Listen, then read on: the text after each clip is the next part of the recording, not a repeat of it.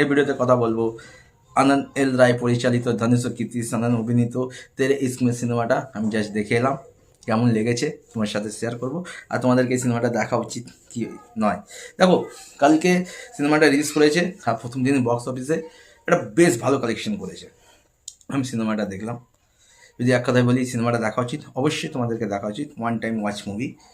ঠিক আছে, রাঞ্জনার সাথে যদি এই সিনেমাটা কম্পেয়ার করি তাহলে হয়তো সেই লেভেলে যায়নি, কিন্তু সিনেমাটা বেশ ভালো হয়েছে। পারফরমেন্সের কোথায় আসি, ধনুষ পুরো আগুন লাগিয়ে দিয়েছে।